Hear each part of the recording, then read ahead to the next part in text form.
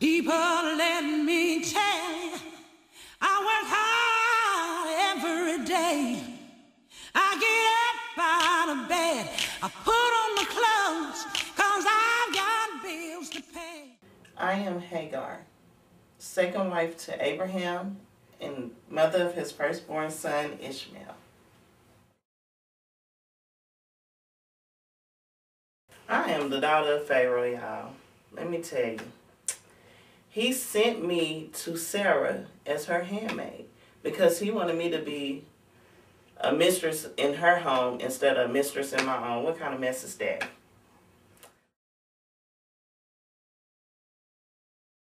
I go stay with Sarah and Abraham, and this woman couldn't even have no kids. So she decided to tell her husband to marry me so I can have her kids. Here comes old Ishmael 9 months later. Sarah, me and her was cool at first, you know. I thought about it for a minute. I was like, you know what? This is my baby I'm supposed to have, and I want to keep my baby. So me and her just started not getting along too well. She didn't like it, so oh well. God had promised Sarah anyways that, you know, you're going to have a baby. Well, eventually, God did bless her with a baby. His name was Isaac. Isaac was a good kid and all that stuff, you know, but Ishmael, he was a little, you know, bad. So, anyways, they got along some and some they didn't. Ishmael, he's just a baby kid, so once she didn't like the way he was playing with Isaac, he used to bully him and beat him up and all that stuff, so she just didn't like it. So she wanted us to move around. But I do understand where she's coming from, because I'm sure I treated the lady a little bit bad or whatever you want to say. But, hey, you know, I loved Abraham too. So she goes to Abraham and tells him that we have to leave. I'm like, leave?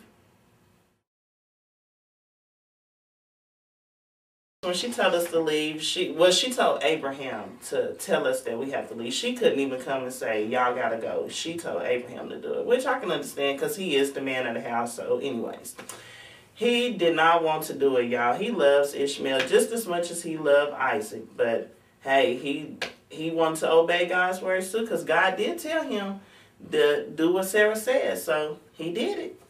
And he sent us away with some bread and some water. After we eat it all, you know, I'm just like totally devastated. I am so upset. I'm crying. I don't know why. I'm just like, this man put us out and this woman told him to. So we're hungry by now. You know, we done ate up all the little food and the bread we had. And I'm just in tears because my son, I do not want to see him die from hunger or thirst.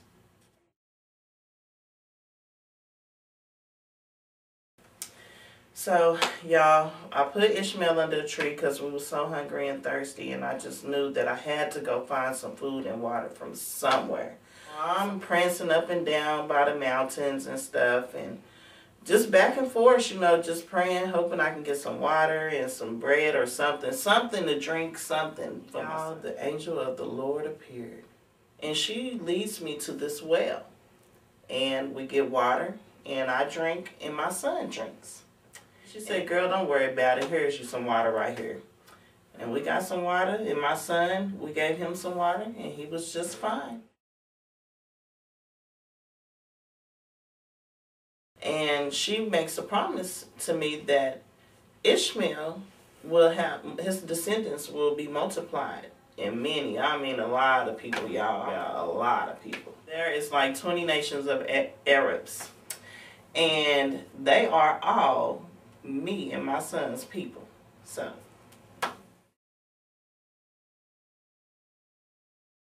his name means God will hear him no matter what. He will be heard by God. He's just a baby kid. God said that he was going to be wild. He was going to be out there in the desert, and he was going to have a hostile attitude towards people. And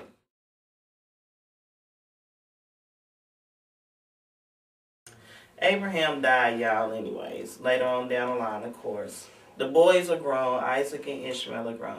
You know, people just thought that they didn't get along, but they did come together to bury their dad. And they do love each other. They have genuine love for each other. But today, you know, the Jews and the Arabs, you know, they're still fighting.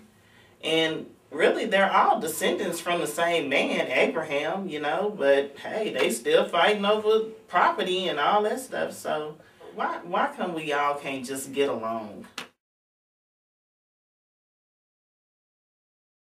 Well, you know, this relates to black women anyway today because we all have them sometimey baby daddies that want to just do whatever they want to do, listen to these women that they love the most, and they just put us out. Oh, yeah. We are struggling. We're going to church every day, paying our tithes, and, you know, we just have to make it the best way we can with God, you know, so. I am Hagar. And I am here to tell you girls today, you know, things may seem like it's getting bad sometimes, but really it's not. As long as you keep God on your side and know that Jesus Christ is our Savior, then you will be fine. It is okay for you to be a single mother, but you just have to stick through it and just stay strong. Come to church and be in God's vision at all times.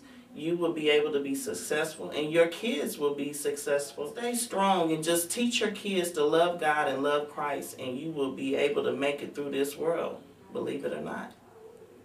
Now it ain't easy, but I don't need no help.